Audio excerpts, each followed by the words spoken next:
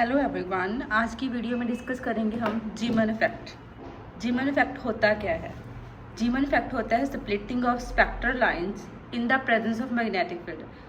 क्या होता है? स्पेक्ट्रल लाइंस की स्प्लिटिंग होना, मोर देन 2 और 3 lines is called जीमन effect. It is given by Peter जीमन 1896। ये किसके द्वारा दिया गया था? पीटर जीमन द्वारा दिया गया था 1896 में।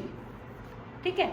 There are two main types of Zeeman effect: normal Zeeman effect and anomalous Zeeman effect. There are two types: normal Zeeman effect and anomalous Zeeman effect. क्या करेंगे? पहले देखेंगे Zeeman effect होता क्या है। जब हमारे पास कोई भी सबस्टांस है, यहाँ पर हमने लिया सोडियम ले लिया, ठीक है। यहाँ पर देखा वो स्पेक्ट्रम में एक सिंगल लाइन था, ठीक है। जब हमने कोई भी फील्ड अप्लाई नहीं किया, क्या था? हमारे पास सिंगल लाइन था। जब हमने फील्ड अप्लाई कर दिया P इज इक्वल टू 0, तो ये सिंगल लाइन 3 लाइन में कन्वर्ट होगी। सिंगल लाइन 3 लाइन में कन्वर्ट होगी। इसे बोलते हैं नॉर्मल जीमन इफेक्ट। जब एक सिंगल लाइन 3 लाइन्स में स्प्लिट होती है तो उसे हम बोलते हैं नॉर्मल जीमन इफेक्ट। इसमें कौन सा फील्ड अप्लाई किया है? Week magnetic field. इसमें कौन सा फील्ड अप्लाई किया हुआ है? Week magnetic field. अनॉर्मस में क्या था? अनॉर्मस में था स्पेक्ट्रम में एक लाइन थी D1 और सेकंड लाइन थी हमारे पास D2। फर्दर इसे हम इनहांस में करेंगे डिस्कस। पहले एक बारी ब्रीफ ओवरव्यू देख लो। इसमें क्या था? हमारे पास एक सिंगल लाइन स्पेक्ट्रा था, वो कितनों में टूट गया? 3 में टूट गया, in the presence of weak magnetic field. Enormous Zeeman effect क्या होता है? यहाँ पर हमारे पास स्पेक्ट्रम लाइंस कितनी है? 2। ये लाइन आगे 3 में टूट गई और ये लाइन भी 3 में टूट गई। तो जब हमारे पास मोर देन 3 लाइन्स स्प्लिटिंग होती है, मोर देन 3, तो उसे बोलते हैं अनॉर्मस जीमन इफेक्ट। जब हमारे पास 3 लाइन में स्प्लिट होती है एक सिंगल लाइन, उसे बोलते हैं normal Zeeman effect. The splitting of spectral lines into 3 component is called जीमन effect.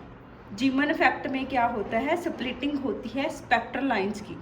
अगर 3 लाइंस में होती है उसे बोलते हैं नॉर्मल जीमन इफेक्ट।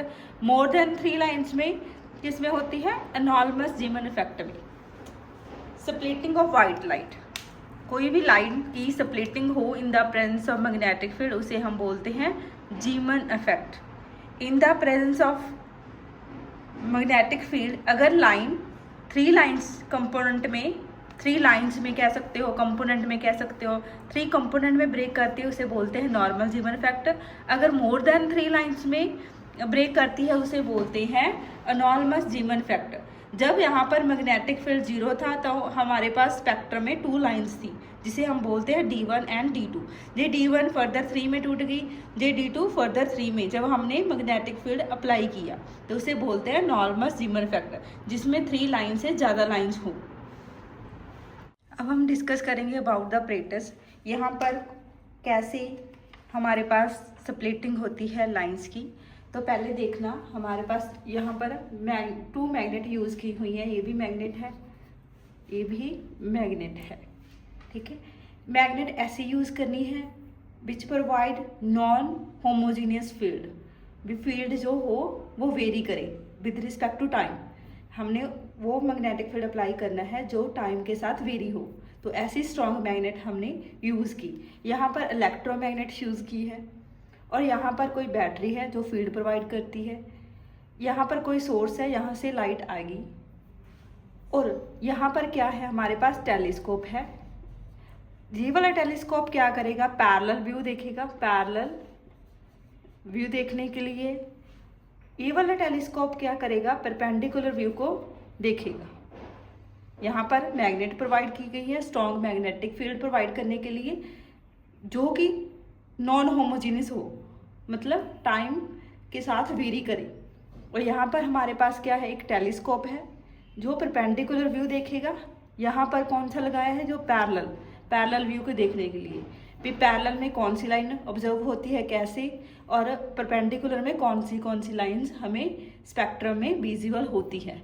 ये टेलीस्कोप परपेंडिकुलर व्यू को देखने के लिए, ये पैरेलल व्यू को देखने के लिए। यहाँ पर 2 इलेक्ट्रोमैग्नेट होती है। इलेक्ट्रोमैग्नेट क्या होती है? When iron core placed in a magnetic field then it behave as a magnet. Iron core है, ठीक है, इलेक्ट्रोमैग्नेट बोलते हैं इसको।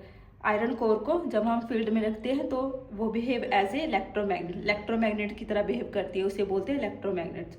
तो ये सारा अपरेटस है।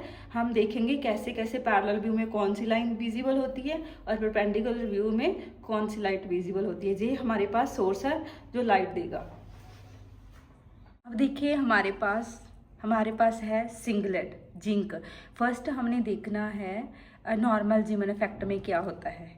जब यहाँ पर जो स्पेक्ट्रा ऑब्टेन होता है वो सिंगल लाइन का स्पेक्ट्रा ऑब्टेन होता है जब हमने कोई भी फील्ड अप्लाई नहीं किया। जब हम स्ट्रॉन्ग मैग्नेटिक फील्ड प्रोवाइड करेंगे तो क्या देखा, यहाँ पर ओनली सिंगल फ्रिक्वेंसी की लाइन थी। इसको कंपोनेंट भी बोलते हैं, लाइन और कंपोनेंट दोनों बोल सकते हैं। यहाँ पर एक सिंगल फ्रिक्वेंसी की लाइट थी। जब हमने स्ट्रॉन्ग मैग्नेटिक फील्ड प्रोवाइड किया, यानी कि magnetic field not equal to 0 है, तो क्या देखा हमने, जो सिंगल लाइन थी वो तो डिसअपियर थी। यहाँ पर हमें two pair of lines obtain हुआ।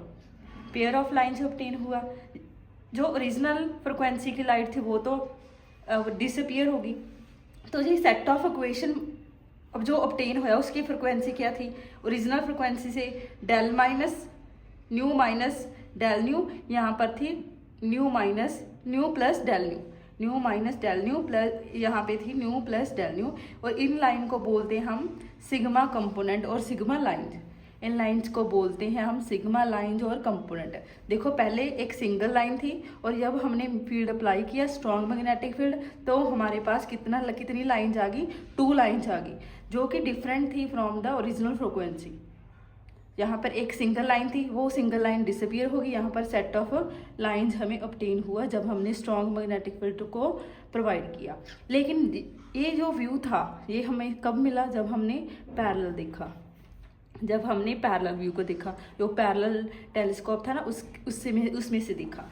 जब हमने परपेंडिकुलर में देखा, परपेंडिकुलर व्यू को दिखाता है टेलीस्कोप, उसमें क्या होता है, हमारे पास 3 लाइंस ऑब्टेन हुई। यहाँ पर ओरिजिनल लाइन भी ऑब्टेन हुई थी और सेट ऑफ लाइंस। तो इसको हम क्या बोलते हैं, सिग्मा, पाई और sigma component. These are 3 components, 3 lines obtain होती है। पहले पैरेलल व्यू में कितनी लाइंस थी, 2 लाइंस। तो किस इफेक्ट में होता है, जिंक के सिंगलेट केस में होता है।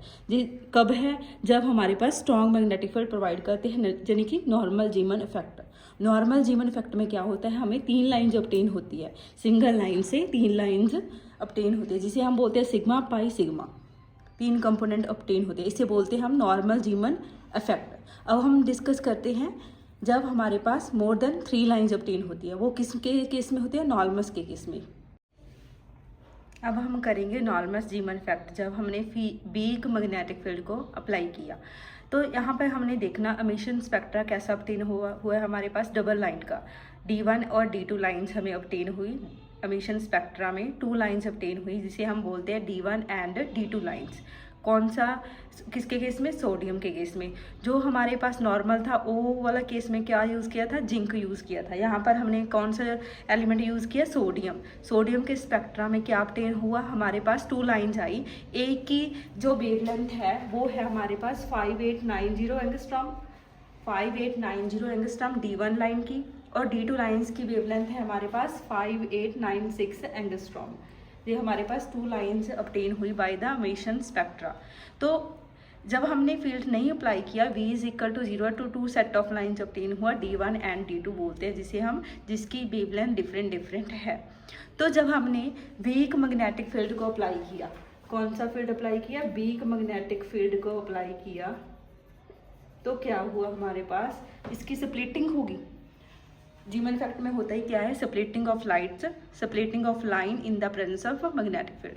तो क्या देखा हमारे पास, सेट ऑफ जो फर्स्ट D1 लाइन है वो 2 लाइन्स में स्प्लिट करेगी, जो सेकंड D2 लाइन है, सेकंड लाइन है D2 वो भी 2 लाइन्स में स्प्लिट करेगी। तो इसे हम बोलते हैं सिग्मा, पाई और सिग्मा कंपोनेंट। इसे हम क्या बोलते हैं, इसको रिप्रेजेंट किसके साथ करते हैं, फर्स्ट लाइन को सिग्मा पाई पाई सिग्मा, ठीक है। और जब हमने ये तो पैरेलल व्यू था, ये सेट ऑफ इक्वेशन कब ऑब्टेन हुआ, जब हमने देखा पैरेलल व्यू वाले टेलीस्कोप में, ठीक है। यही वाला इफेक्ट कब ऑब्टेन हुआ, जब हमने पैरेलल व्यू को देखा। जब हमने नॉर्मल परपेंडिकुलर व्यू वाले टेलीस्कोप में देखा तो क्या ऑब्टेन हुआ, जो सिंगल लाइन है वो 3 कंपोनेंट में ब्रेक करगी। जो सिंगल लाइन D1 लाइन है वो 3 कंपोनेंट में, और D2 लाइन्स भी 3 कंपोनेंट में हमारे पास ब्रेक करगी। तो इसे हम क्या बोलते हैं, सिग्मा सिग्मा पाई और पाई सिग्मा सिग्मा। तो ये हम इसको बोलते हैं कंपोनेंट, स्प्लिटिंग कंपोनेंट बोलते हैं। सिग्मा पाई पाई सिग्मा किसके केस में, जब हमने पैरेलल व्यू में देखा।